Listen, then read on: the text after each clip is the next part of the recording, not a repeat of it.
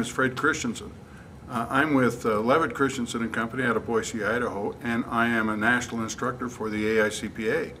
I'm here to talk about the governmental and nonprofit annual update class, the Yellow Book course on the revised Yellow Book standards, and A133 courses as well.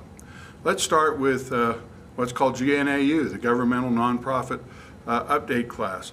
A lot of things going on. The biggest one is this is the year that we implement GASB 54. And for local governments, this is going to be a big undertaking. The course talks about GASB 54 and how to implement it, how to deal with identifying the different types of fund balances, and how to be able to implement those or help your clients implement those.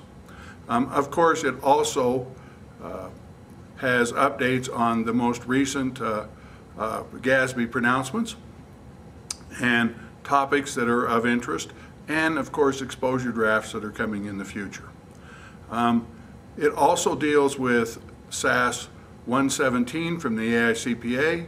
SAS 117 is how to conduct compliance audits, and it went into effect last July, and so it's in effect this year, and that's going to require some changes in work papers and in quality control to make sure that your work papers and quality control documents properly identify that the audit is being conducted under SAS 117.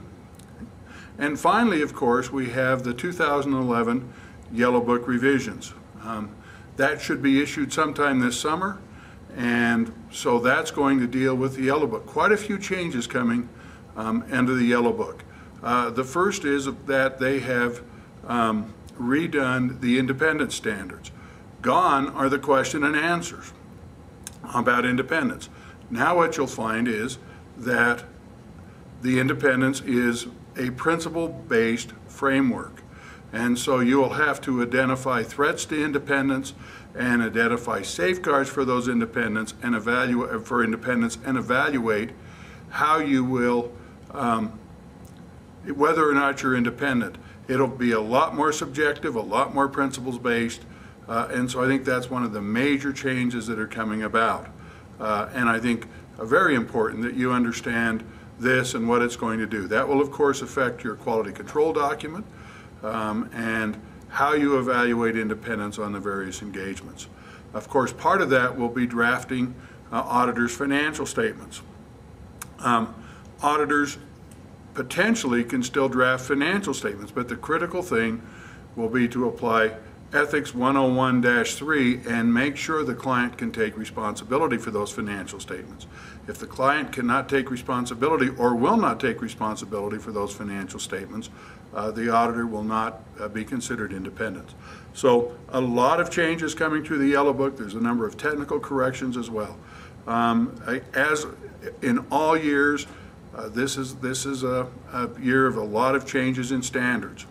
Under A133, of course, we're still dealing with the Recovery Act money, the ARRA funds, and this will be the second year. So again, some guidance on that, guidance on if a program has large loans. So there's a lot to come and see, a lot to learn about, a lot to be current on.